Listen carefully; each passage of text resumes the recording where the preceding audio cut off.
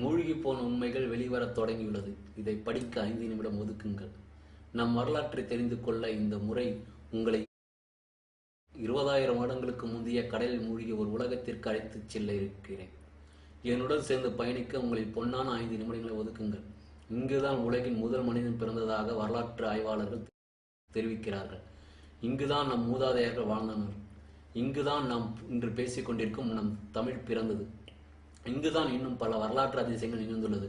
ஆம், இதுதான் நாவலன் தீவு என்று அழைக்கப்பட்ட குமரி கண்டம்.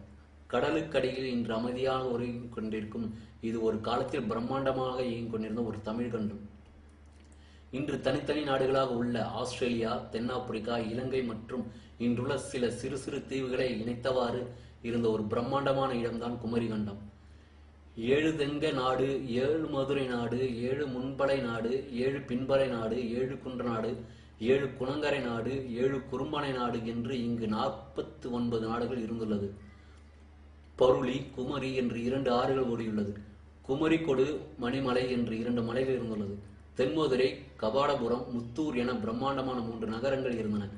உலகின் தொன்மையான நாகரிகம் என்று அழைக்கப்படும் சுமரிய நாகரிகம் வெறும் 4000 வருடங்கள் முந்தையதுதான். நக்கீரர் இறையனார் அகப்பொருள் என்ற நூலின் 3 தமிழ் சங்கங்கள் 9990 வருடங்கள் தொடர்ந்து நடைபெற்றதாக கூறியுள்ளார். தமிழின் முதல் சங்கம் இந்த கடலுக்கடியில் உள்ள தென்மதுரையில் கிமு 4440 4449 புலவர்களுடன் சிவன், முருகன், அகஸ்தியருடன் 39 மன்னர்களும் இணைந்து பரிபாடல், முதுநாரை, முடுகுறுக்கு, களரிய விரை, பேரதிகாரம் ஆகிய நூல்களை இயற்றப்பட்டது. இதில் அனைத்துமே அழிந்துவிட்டது. 2ஆம் தமிழ் சங்கம் கபாடபுர நகரத்தில் கிமு 3700 புலவர்களுடன் அகத்தியம், தொல்காப்பியம், பூதப்புராணம், மாபுராணம் ஆகிய நூல்களை இயற்றப்பட்டது. இது தொல்காப்பியம் மட்டுமே நமக்கு கிடைத்துள்ளது.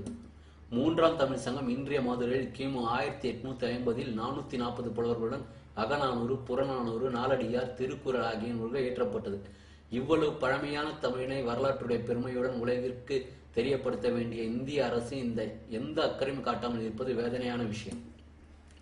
இந்திய அரசு வெளிக்கொண்டு வராத நம் வரலாற்றை நாமே இந்த உலகத்திற்கு பரப்புவோம். இனிமேல் நாம் 2000 வருடம் பழமையானவர்கள் என்று பழங்கதையை விட்டுவிட்டு 20,000 வருட உலகின் முதல் இனம் நம் தமிழ் இனம் என்று பெருமையுடன் கூறுவோம். வரலாற்று தொடரும். தமிழ் மொழி என்றும் வாழிய வாழியவே.